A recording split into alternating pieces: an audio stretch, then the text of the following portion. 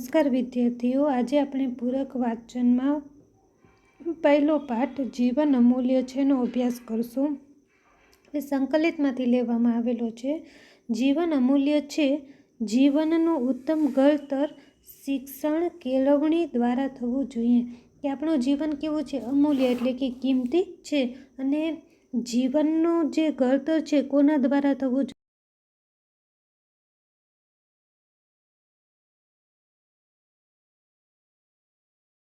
શિક્ષણ શેના માટે છે? તો એ ઉન્નત અને સારા જીવન જીવવા માટે છે. ટૂંકમાં કહેવું હોય તો શિક્ષણ એ માણસને ઉત્તમપણે જીવાડવાની જડીબુટ્ટી છે. કે લેખક શું કહે છે કે આપણે ટૂંકમાં કહેવું હોય તો શિક્ષણ એ શું છે કે માણસ છે એ સારી રીતના જીવી શકે એના માટેનું શું છે? ઔષધ છે. પરંતુ આજકાલ વિદ્યાર્થીઓમાં તેની વિપરીત અસર જોવા મળે છે. પરંતુ આજકાલ શું જોવા મળે છે? વિદ્યાર્થીઓમાં એની ઊંધી અસર જોવા મળે છે, વિરુદ્ધ અસર જોવા મળે છે. આ વિષય સંદર્ભે એક રાજ્ય કક્ષાનો પરિસંવાદ યોજાઈ ગયો. કે આ વિષયને ધ્યાનમાં લઈને રાજ્ય કક્ષા સુધી પરિસંવાદ એટલે કે જે ચર્ચા વિચારણા થાય તે એ યોજાઈ ગયો. જેમાં ગુજરાતના કવિ સાહિત્યકારો, વરિષ્ઠ પત્રકારો, કટાર લેખકો, મનોચિકિત્સકો, નાટ્ય સંગીત લોક કલાકારોએ બહોળી સંખ્યામાં ભાગ લીધો હતો અને એ અંગે પોતાના વિચારો રજૂ કર્યા હતા. કે આ પરિસંવાદમાં કોણે કોણે ભાગ લીધો હતો અને એના વિચારો જે રજૂ કર્યા છે ને એ આ પાઠની અંદર છે. કે કવિ છે, સાહિત્યકારો છે, વરિષ્ઠ પત્રકારો એટલે કે જે સિનિયર પત્રકારો હોય તે, કટાર લેખકો એટલે કે તમે ઘણી બધી વખત પૂર્તિની અંદર ઘણા લેખો વાંચતા હશો તો એને કહેવાશે કટાર લેખ. હવે એ જે લખે છે એને કહેવાય કટાર લેખક. મનોચિકિત્સકો છે, નાટ્ય સંગીત લોક કલાકારો એ બધાએ આ પરિસંવાદમાં ભાગ લીધો હતો અને પોતાના વિચારો રજૂ કર્યા હતા. જો શિક્ષણ શું છે એ વસ્તુને અહીંયા સમજાવી છે કે શિક્ષણ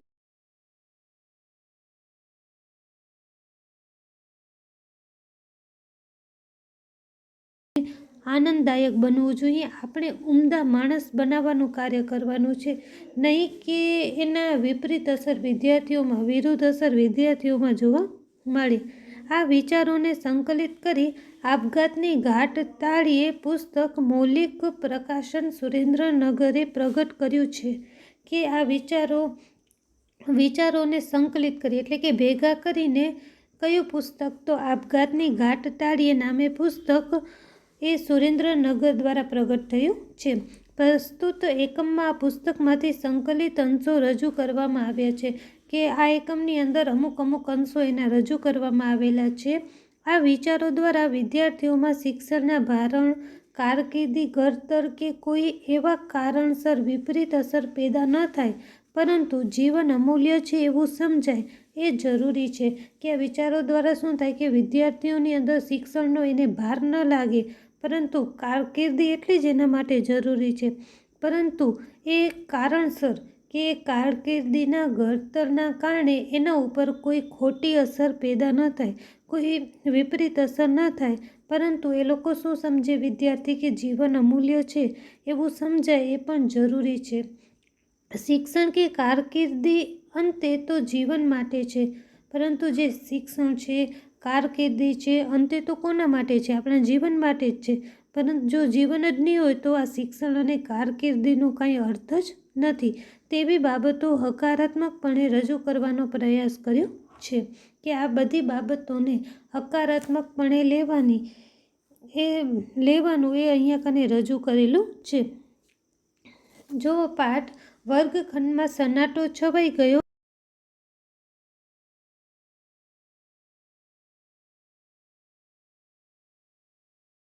ખંડમાં સન્નાટો એટલે કે એકદમ શાંતિ છવાઈ જાય છે અને સમાચાર શું થાય છે કે વાયુ વેગે એટલે કે ઝડપથી પ્રસરે છે શાળાની અંદર, શાળા પરિવારની અંદર. ધોરણ 12ના એક વિદ્યાર્થીનો સવારના પહોરમાં ટ્યુશને જતા ગંભીર અકસ્માત સર્જાયો હતો અને હાલ હોસ્પિટલમાં જીવન મરણ વચ્ચે ઝોલા ખાઈ રહ્યો છે. જીવન મરણ વચ્ચે ઝોલા ખાવું એટલે કે જીવન જીવવાની એને આશા છોડી દેવી. કે એક ધોરણ 12માંનો વિદ્યાર્થી છે કે સવારના પહોરની અંદર એ ક્યાં જતો હતો તો ટ્યુશને જતા એનો ગંભીર અકસ્માત થયો હતો અને અત્યારે એ હોસ્પિટલમાં છે એવા સમાચાર ચારે બાજુ પ્રસરી જાય છે. વાલી, શિક્ષકો અને વિદ્યાર્થીઓમાં ચિંતા અને દુઃખની લાગણી પ્રસરી ગઈ હતી. કે બધાને શું થાય છે? દુઃખ થાય છે. વાલી છે, શિક્ષકો છે, વિદ્યાર્થીઓ છે, બધાને. વિદ્યાર્થી હોનહાર હતો, તેને મા બાપની અપેક્ષા મુજબ ઊંચું મેરિટ લાવવું હતું. કે વિદ્યાર્થી કેવો હતો? હોશિયાર હતો અને એના મા બાપની ઈચ્છા પ્રમાણે એને શું કરવું હતું? ઊંચું મેરિટ લાવવું હતું. તેથી ટ્યુશન અને ટેન્શનને લીધે આમ અકસ્માત સર્જાયો હતો. કે શેના કારણે અકસ્માત થાય છે? એક તો ટ્યુશન અને એને ટેન્શન હતું અને ટેન્શનના કારણે એનો અકસ્માત થયો હતો. આ દુર્ઘટના તો એક ઉદાહરણ છે. આ અને આથી એ ભયાનક દુર્ઘટનાઓ હવે બનવા લાગી છે. કે આ જે દુર્ઘટના છે એટલે કે ખરાબ ઘટના છે તો એક ઉદાહરણરૂપ છે કે આવું બન્યું હતું. પરંતુ આના સિવાય પણ એવી ઘણી બધી ઘટનાઓ બનતી હોય છે. કારકિર્દીનું ઘડતર જરૂરી છે એની ના નહીં, પરંતુ કશું પણ જીવનના ભોગે તો ન જ હોય ને.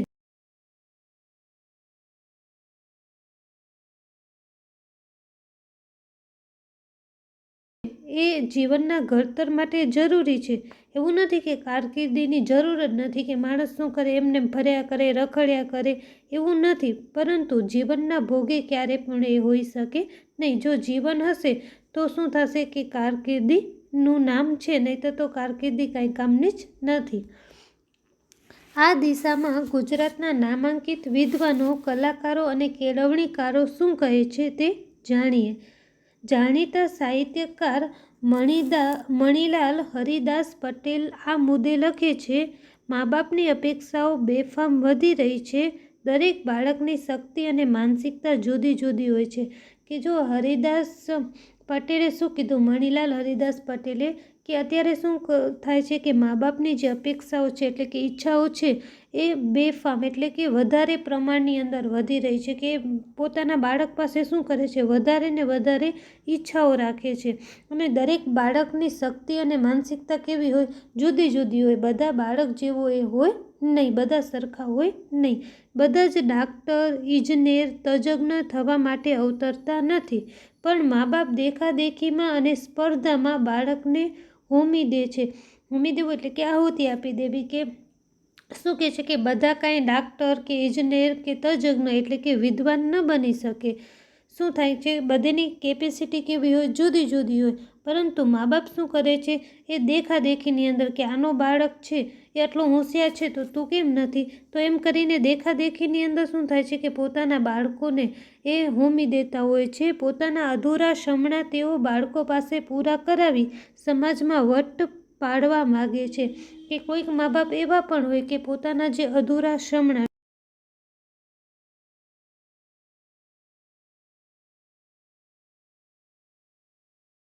ને શું કરે? પોતે સમાજની અંદર વટ પાડવા ઈચ્છતા હોય છે.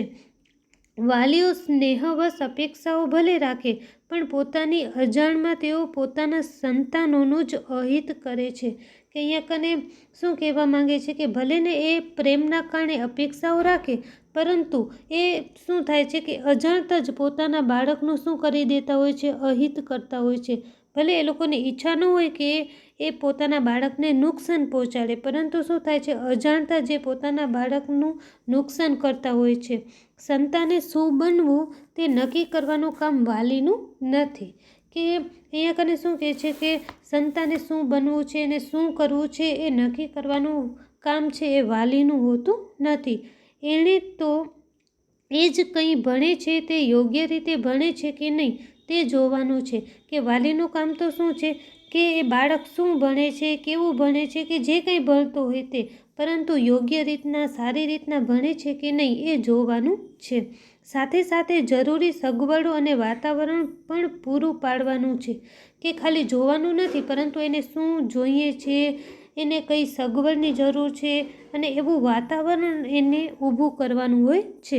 બાળક એક ફૂલ છે એને પોતાની રીતે ખીલવા દેવાનું છે, કે જે ફૂલ શું કરે છે એ પોતાની જાતે જ ખીલે છે, એમ બાળક પણ કોના જેવો છે, એક ફૂલ જેવો જ છે. એને શું કરવું જોઈએ કે એને પોતાની જાતે ખીલવા દેવાનું, કે એને શું કરવું છે તો એને પોતે નક્કી કરવાનું કે એ શું કરશે, અને એની ઈચ્છા પ્રમાણે આપણને એને કરવા દેવાનું છે. એ વાલીની ફરજ છે. બાળક શું બને એના કરતાં જે બને તે શ્રેષ્ઠ બને એ ઈચ્છવું વધારે હિતાવહ છે, કે બાળક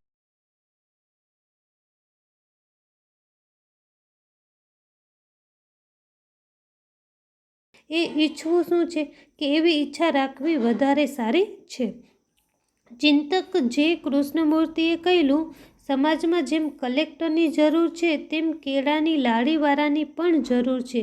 જ્યારે તમામ પ્રકારના માણસો એકઠા થાય ત્યારે સંપૂર્ણ સમાજ બને છે. કે જે કૃષ્ણ ચિંતક જીદુ કૃષ્ણમૂર્તિએ કહેલું છે કે સમાજમાં જેવી રીતના કલેક્ટરની જરૂર છે ને એવી રીતના લાડીવાળાની પણ જરૂર છે. જો લાડીવાળા જ નહીં હોય તો આપણે શાકને કોની પાસેથી લેવા જશું? એવી જ રીતના શું થાય છે કે સમાજમાં બધા પ્રકારના માણસો ભેગા થાય છે ને ત્યારે જ એક સંપૂર્ણ સમાજ બને છે.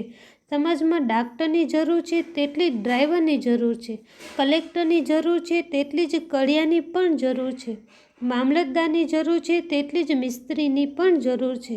વિદ્યાર્થીઓ આ પ્રકારની સમજણ કેળવે અને દેખાદેખીથી અલિપ્ત રહીને પોતાની રુચિ મુજબની લાઈન પસંદ કરે તે જરૂરી છે. કે છે સમાજમાં અહીંયા કને શું કહેવા માંગે છે લેખક, કે સમાજમાં કોઈ એવું કામ નાનું મોટું નથી, પરંતુ જે પણ કામ છે આપણે શ્રેષ્ઠ કરી એનામાં આગળ વધી એ સારી વસ્તુ છે. એટલે કે વિદ્યાર્થી કોઈની દેખાદેખીથી નહીં, પરંતુ પોતાની રુચિ મુજબ પોતાને શું પસંદ છે એ મુજબ આગળ વધે ને તો એનું હંમેશા વિકાસ થાય છે. બાળક પોતાના મનગમતા ક્ષેત્રમાં જાય તો એ વધુ સારી રીતે કાર્ય કરી શકશે અને સફળ પણ થઈ શકશે. કે હજુ શું કે છે આગળ, કે બાળક જો પોતાના મનગમતા ક્ષેત્રની અંદર જશે તો શું થશે કે સારી રીતના એનું એ કાર્ય કરી શકશે અને સફળ થશે. કયા કારણથી? કેમ કે એમાં એને રસ હશે, રુચિ હશે, એટલા માટે.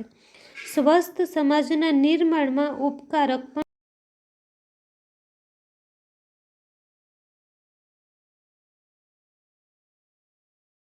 દેખાડી શકશે. ઘણા વિદ્યાર્થીઓ પરીક્ષા ટાણે હતાશાનો શિકાર બનતા જોવા મળે છે. એવી જ રીતે પરિણામ સમય પણ આપણે ત્યાં જે પ્રકારનો માહોલ સર્જાય છે તે આવકાર્ય નથી જ હોતો. કે શું થાય છે કે ઘણા બધા વિદ્યાર્થીઓ જ્યારે પરીક્ષાનો સમય આવે ને ત્યારે એકદમ નિરાશ થઈ જાય, હતાશ થતા જોવા મળે છે. અને એવી જ રીતના જ્યારે શું થાય છે કે પરીક્ષા હોય ત્યારે તો હતાશ થાય, પરંતુ જ્યારે પરિણામ આવવાનું હોય ત્યારે પણ શું થાય છે, એવા જ પ્રકારનો માહોલ જોવા મળે છે, જે જરા પણ અહીંયા કને આવકાર્ય ગણાય નહીં. માત્ર એક પરીક્ષાના પરિણામ પર જ જીવનનો સમગ્ર આધાર છે એમ માનવો કારણ નથી. કે જે માત્ર ખાલી એક જ પરીક્ષાનું પરિણામ જો સારું ના આવ્યું તો એના કારણે કાંઈ એનું જીવન બગડવાનું નથી. એટલે કે માત્ર એ જ એનો આધાર છે એ માનવાનું કાંઈ પણ કારણ નથી. પત્રકાર પદ્મશ્રી દેવેન્દ્ર પટેલ પોતાના એક લેખમાં નોંધે છે, જેમને પ્રારંભિક નિષ્ફળતા મળી એવા ઓછા માર્ક હતા છતાં મહાન બની શક્યા તેવી વ્યક્તિઓમાં Mahatma Gandhi, Albert Einstein, Winston Churchill, Lokmanya Tilak, R K. Narayan અને ગીતકાર ગુલઝારનો સમાવેશ થાય છે. કે અહીંયા પત્રકારે શું કીધું કે જેના ઓછા માર્ક હતા છતાં એ લોકો જેને પ્રારંભિકમાં કે શું થાય છે કે પહેલે ઘણી બધી નિષ્ફળતા મળે છે, છતાં એવા વ્યક્તિઓ છે કે શું થાય છે કે જે મહાન બની શકે છે. એટલે કે પરિણામ છે એ કાંઈ એના જીવનનો આધાર છે નહીં. કે જે મહાત્મા ગાંધી છે કે એને ઘણી બધી નિષ્ફળતાઓ મળી છે, છતાંય આપણે અત્યારે એને યાદ કરીએ છીએ. આલ્બર્ટ આઇન્સ્ટાઈન છે, બધા એને શું કહેતા કે ગાંડો માણસ જ કહેતા, છતાંય અત્યારે આપણે શું કરીએ છીએ, એને યાદ કરીએ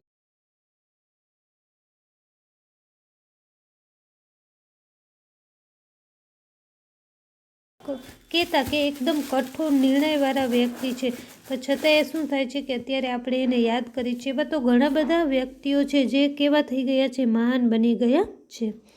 હવે તમે જુઓ, મહાત્મા ગાંધી અને આલ્બર્ટ આઇન્સ્ટાઈનની સાથે ભણનારા તેજસ્વી વિદ્યાર્થીઓના નામ પણ કોઈને યાદ છે? કે અત્યારે શું છે કે આલ્બર્ટ આઇન્સ્ટાઈન અને ગાંધીજી સાથે જે કેટલા બધા તેજસ્વી વિદ્યાર્થીઓ હતા, આપણને એના નામ પણ યાદ નથી. આપણને તો મહાત્મા ગાંધી અને આલ્બર્ટ આઇન્સ્ટાઈન યાદ છે. મૂળ સવાલ પરિણામના ટકાનો નથી. પરીક્ષામાં ઓછા ટકા લાવનાર વિદ્યાર્થી જીવનમાં નિષ્ફળ જ જાય છે એમ માનવાને કારણ નથી. કે મૂળ પ્રશ્ન એનો નથી કે એને કેટલા ટકા આવ્યા છે કે પરિણામમાં ટકાનું નથી, પરંતુ પરીક્ષામાં ઓછા ટકા લાવનાર વિદ્યાર્થી હંમેશા જીવનમાં નિષ્ફળ જાય છે ને, એવું પણ હોતું નથી. અલબત્ત વાલીઓએ પણ હવે સાચી દિશામાં વિચારવાનો સમય પાકી ગયો છે. કે અત્યારે શું છે કે વાલીઓને પણ સાચી દિશામાં જે વિચારવાનો સમય આવી ગયો છે. વાલીઓ હંમેશા બાળકોને ઉપદેશ આપવામાં જ રચ્યા પચ્યા રહે તો લાંબા ગાળે બાળકો નકારાત્મક બની શકે છે. કે મોટાભાગે વાલીઓ શું જોવા મળે કે બાળકોને હંમેશા ઉપદેશ જ આપતા હોય કે આમ કર આમ કર, પણ સતત એવું જરૂરી નથી. અને એના કારણે શું થાય છે કે લાંબા ગાળે બાળકો છે એ નકારાત્મક વિચારસરણીના બની જાય છે. બાળકોને સમજાવો નહીં, પણ તેને સમજો. કે અહીંયા કને લેખક શું કહેવા માંગે છે કે બાળકોને સમજાવવાનું નથી, પરંતુ બાળકને સમજવાનો પ્રયત્ન કરવાનો છે. વિચાર અને કાર્ય વચ્ચે અંતર છે, તેનો સેતુ બાંધો. કે આપણે વિચાર કરીએ છીએ અને જે કાર્ય કરવાનું છે, બંને જુદા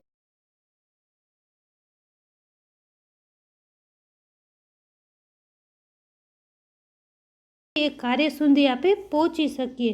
કેમ કે વિચાર કરવાથી બધા કાર્ય થઈ જતા નથી. માર્મિક હાસ્યવાણીના અનોખા કલાકાર શ્રી શાહબુદ્દીન રાઠોડે એક શિક્ષક તરીકે બાળકોને ચાહવાની ટકોર કરી હતી. ચાહવું એટલે પ્રેમ, સમય અને સાંત્વન આપવું. કે જે માર્મિક હાસ્યવાણીના અનોખા કલાકાર છે, કોણ? તો શાહબુદ્દીન રાઠોડ. કે જો આપણે એક શિક્ષક છીએ તો બાળકોને શું કરો? પ્રેમ કરો, સતત તેને વઢ્યા કરો નહીં. કે ચાહવું એટલે કે પ્રેમ આપો બાળકને, સમય આપો, સાંત્વન આપો, એને આશ્વાસન આપવું જોઈએ. વિદ્વાન સર્જક દિનકર જોશી લખે છે, આજે બાળક શાળામાં દાખલ થાય છે એ જ વખતે એના માતા પિતા મનમાં કંઈક બનવાનું ભૂસું ભરાવી દે છે. કે એક સર્જક છે દિનકર જોશી, કે શું લખે છે કે આજે બાળક શું થાય કે શાળામાં દાખલ થાય એટલે એને કંઈક બનવાનું જ છે એવી ખોટી વાત એના મનમાં ભરી દે છે. વાલી સાથે શિક્ષકો પણ પોતાના વિષયની ટકાવારીમાં વધુ રસ લે છે. આ ટકાવારી એ બાળકનું ઘડતર નથી. અંગ્રેજીમાં જેને ફોર્મેશન કહીએ એ થતું નથી ને નરી ઇન્ફોર્મેશનનો ઢગલો થઈ જાય છે. કે ફોર્મેશન એટલે કે અહીંયા કને એક પ્રકારનું ઘડતર. કે શું થાય છે કે વાલીઓ તો એવું કરે જ છે, સાથે સાથે શિક્ષકો પણ એવા જોવા મળે છે કે પોતાના વિષયની ટકાવારીમાં શું કરે છે? વધુ રસ લેતા હોય છે. અને આ ટકાવારી છે એ કાંઈ બાળકનું ઘડતર નથી. કે અંગ્રેજીમાં આપણે જેને ઘડતર કહીએ છીએ એ તો કાંઈ થતું જ નથી, પરંતુ શું થાય છે? ખાલી બાળકો પાસે માહિતીનો ઢગલો ભેગો થઈ જાય છે.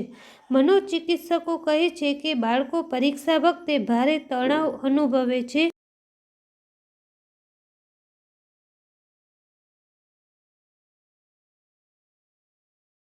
છે કે બાળકો શું કરે?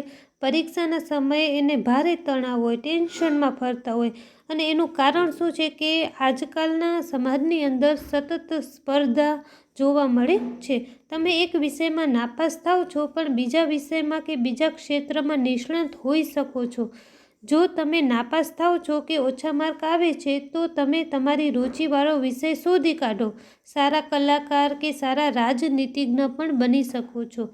કે શું કહે છે કે તમે ક્યારેક એક વિષયમાં નાપાસ થાવ છો અને બીજા વિષયમાં તમે શું હોઈ શકો છો? હોશિયાર હોઈ શકો છો. નાપાસ થાવ છો અને ઓછા માર્ક આવે છે તો તમે કાંઈ નિરાશ ન થઈ જવું જોઈએ, પરંતુ શું થાય કે તમને જેમાં રસ છે, રુચિ છે એવા વિષયને શોધી કાઢો. કે તમે સારા કલાકાર બની શકો છો, તમે સારા રાજનીતિજ્ઞ બની શકો છો, કાંઈ પણ બની શકો છો. વાલીઓની જેમ બાળકોએ પણ કેટલુંક ધ્યાન રાખવા જેવું છે. કે જો અહીંયા કને વાલીઓ પણ એવા જોવા મળે છે, સાથે શિક્ષકોની પણ વાત કરીએ, એની સાથે કાંઈ એવું જરૂરી નથી કે બાળક પણ એવું ન હોય, પણ બાળકોને પણ ધ્યાન રાખવાનું તો હોય જ છે. મુગ્ધાવસ્થા સૌની કસોટી કરતી અવસ્થા છે.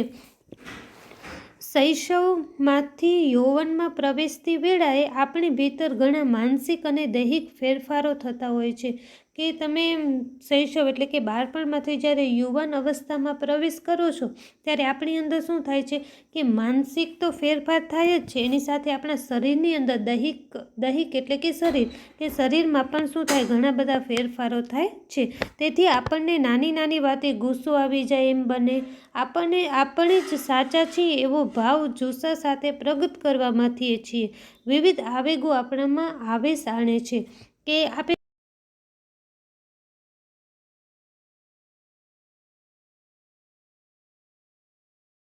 ગુસ્સાથી પ્રગટ કરવા કે ના અમે જ સાચા છીએ એવું કરવા આપણે સતત પ્રયત્ન કરતા હોઈએ.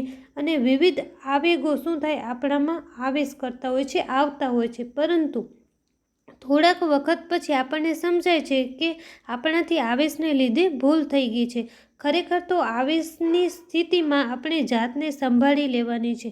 કે ખરેખર વિદ્યાર્થીએ શું કરવાનું છે કે આ આવેશની જે સ્થિતિ છે ને એમાં એને સંભાળી લેવાનું છે કે સતત એને ગુસ્સો નથી કરવાનો કે આવેશની અંદર આવીને કોઈને ખોટા સાબિત કરવાના નથી. ભીતરની ઉર્જાને વશમાં લેવાનો પ્રયાસ કરીશું તો ઉતાવળ કે આકળા થવાના કારણે થનારા ભાવિ નુકસાનથી બચી શકીશું.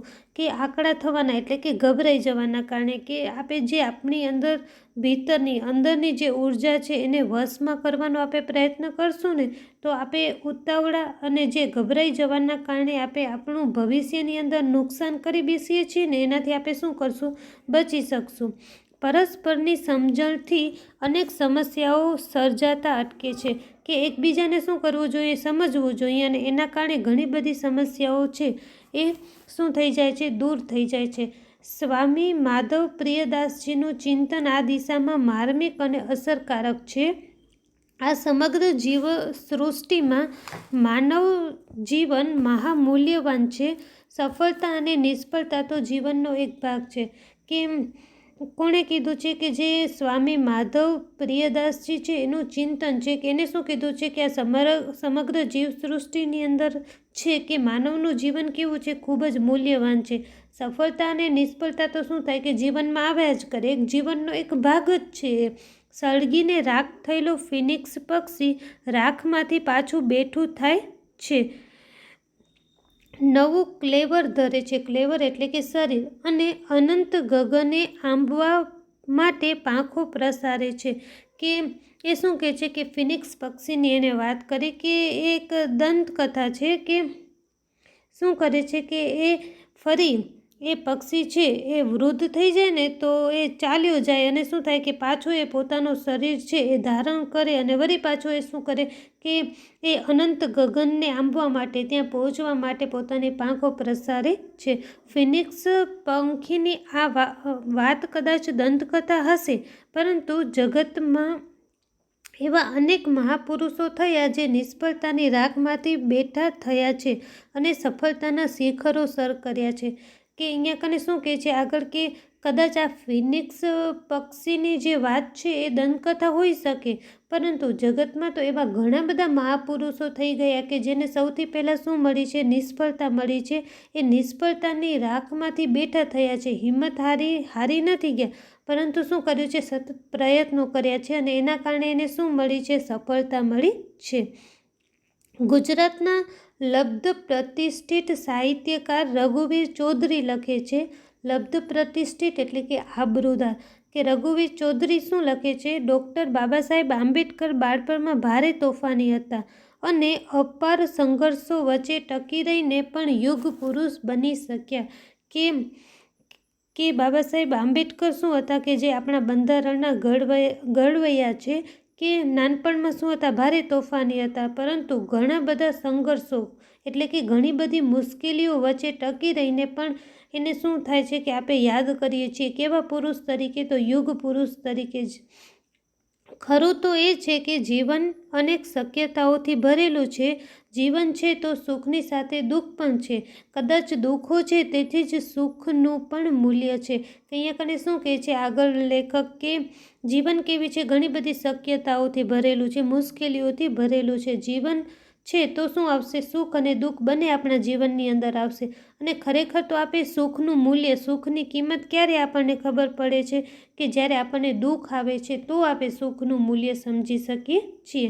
ઘણીવાર તો આપણે જેને દુઃખ માનીને ચાલીએ છીએ તે આપણો ફોબિયો હોય છે.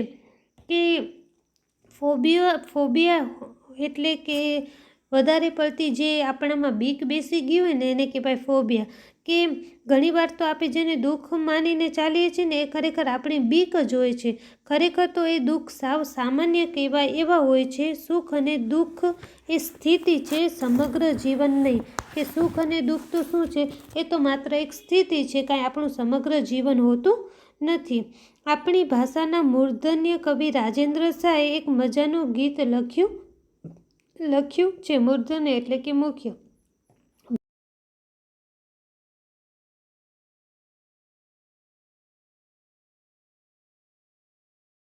કે ભાઈ આપણા દુઃખની કેટલી હિંમત છે, કેટલું જોર છે. કે આપણે શું કરીએ છીએ, નાની એવી વાતનો આપણે વધારે પડતો શું કરીએ છીએ, શોર મચાવતો હોઈએ છીએ કે મને આટલું બધું દુઃખ આવ્યું, આટલું બધું દુઃખ આવ્યું. ખરેખર આપણે એટલું મોટું દુઃખ હોતું જ નથી. જે કંઈ છે, જે જન્મજાત છે તેને વિખૂટું પાડવા નાહકનો શોર શું કરવા કરીએ. કે શું કહે છે કે આગળ કે જે કંઈ છે એ શું છે, જન્મજાત છે. હવે એ તો આપણે દૂર કરી શકવાના નથી અને આપણે શું કરીએ છીએ કે ખોટો શોર મચાવ્યા કરીએ છીએ. સુખ અને દુઃખના સરવાળાનું નામ જીવન છે. કે જીવન જ શું છે કે સુખ અને દુઃખનો સરવાળો. કવિવર રવિન્દ્રનાથ ટાગોર જીવન સૌંદર્યના કવિ હતા. તેમણે ઈશ્વર પાસે સુખ નથી માંગ્યું, ઈશ્વર પોતાના દુઃખો દૂર કરે એવું પણ કવિ નથી માંગતા.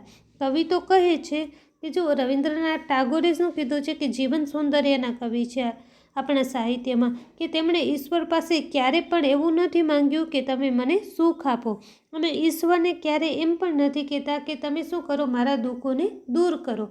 પરંતુ એ શું કહે છે કવિ તો, હું નથી માંગતો કે તું મારા દુઃખ દૂર કરે, પરંતુ માગું છું કે દુઃખોનો સામનો કરવાની શક્તિ મને આપ, મને સચેતન બનાવ.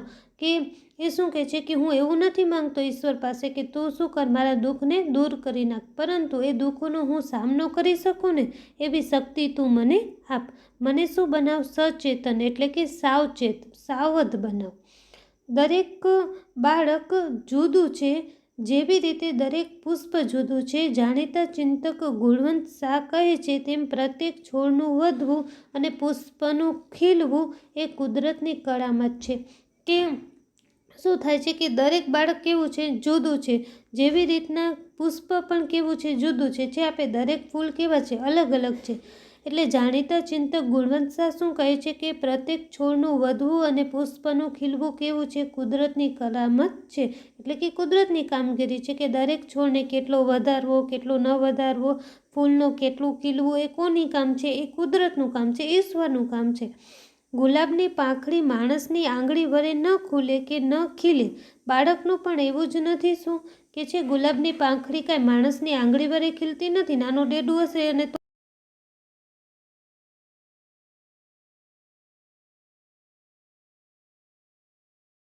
એ પ્રત્યેક મનુષ્યને તેની લાયકાત અને આવડત મુજબનું પાત્ર આપણી જગત નામની વિશાળ રંગભૂમિ ઉપર જીવન નાટક ભજવવા મોકલ્યા છે. કે પ્રકૃતિએ શું કર્યું છે કે પ્રત્યેક મનુષ્યને એની લાયકાત મુજબ, આવડત મુજબ શું કર્યું છે કે પાત્ર આપીને એ જગત નામની જે વિશાળ રંગભૂમિ ઉપર છે ને એના ઉપર નાટક ભજવવા મોકલ્યા છે. એ પાત્રને બરાબર ન્યાય મળે તે માટે જીવ રેડી દેવો તે દરેક માણસની ફરજ છે. કે એ પાત્ર માટે શું મળે કે બરાબર કે પ્રકૃતિ એટલે કે ઈશ્વરે આપણને નાટક ભજવવા મોકલ્યા છે, પરંતુ એ પાત્ર કયું છે, એ પાત્ર જે બરાબર એને ન્યાય મળે એના માટે આપણને શું કરવા જોઈએ? સતત પ્રયત્ન કરવા જોઈએ. દરેક માણસની ફરજ છે. પરંતુ જીવ રેડવાને બદલે જીવ કાઢી નાખીને ખોટી એક્ઝિટ કરવાનો કોઈને હક નથી. પરંતુ જીવ રેડવાને બદલે એટલે કે સતત મહેનત કરવાને બદલે આપણે શું કરીએ? કોઈને મારી નાખીએ કે આપણે પોતે જ શું કરીએ? આત્મહત્યા કરી નાખીએ અને આપણે શું કરીએ? એક્ઝિટ કરીએ. તો એ તો કોઈને એવો હક નથી. જાણીતા સર્જક વક્તા જય વસાવડા લખે છે, જીવન પતંગ ચગાવવા જેવું છે. ક્યારેક એને ઢીલું મૂકી દેવું પડે છે, ક્યારેક પકડી રાખવું પડે છે. જો હવે આ જય વસાવડા શું કહે છે કે પતંગ સાથે એને જીવનને સરખાવ્યો છે કે જીવન શું છે કે પતંગ ચગાવવા જેવું છે. પતંગમાં આપણે શું કરીએ? ક્યારેક એને ઢીલું મૂકી દઈએ, ક્યારેક એને પકડી રાખીએ. એવી જ રીતના જીવનમાં પણ એવું જ છે. ક્યારેક પતંગ કોઈ પ્રયત્ન વિના જ ચગે છે, ક્યારેક નસીબ હોય તો આપણા શું થાય કે હંમેશા જીવનની અંદર આપણે કાંઈ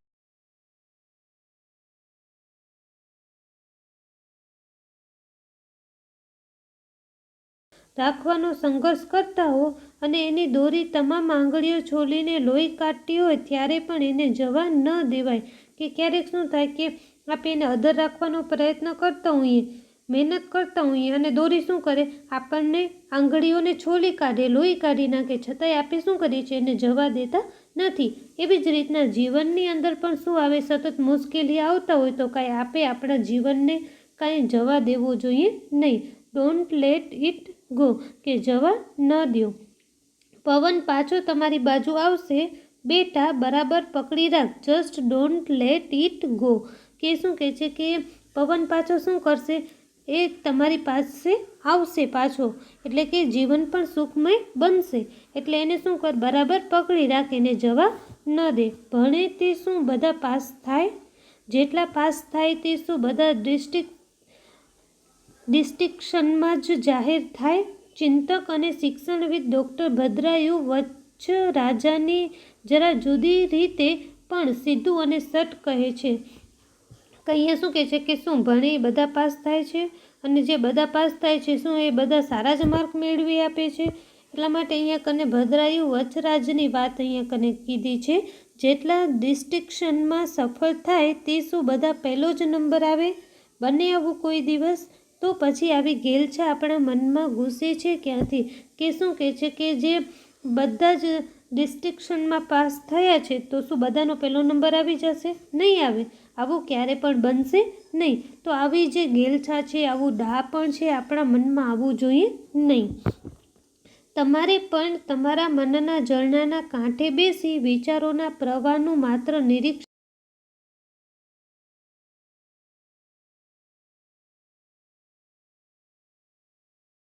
નિરીક્ષણ કરવાનું છે.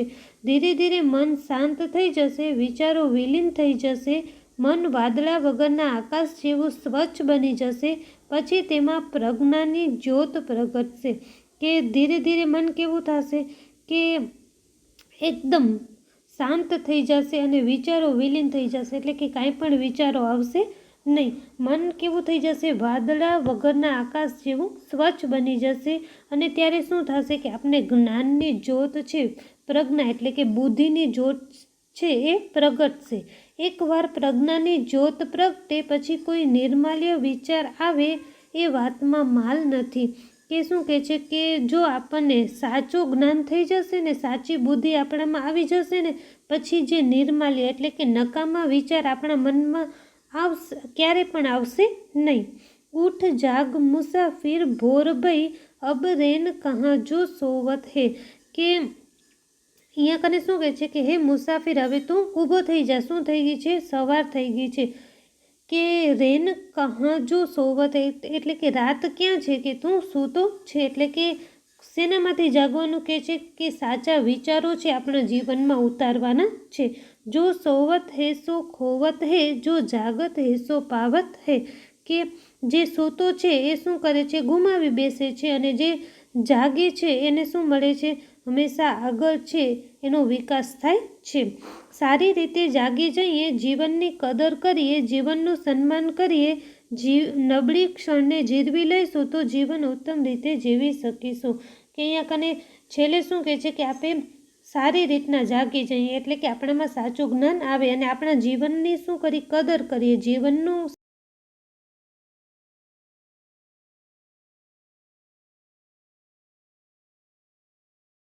સહન કરીએ, તો જ આપણે શું કરશું, ઉત્તમ જીવન જીવી શકશું. કયા સંકલનમાંથી લેવામાં આવેલું છે? તો રાઘવજી માધવ અને કલ્પેશ પટેલ.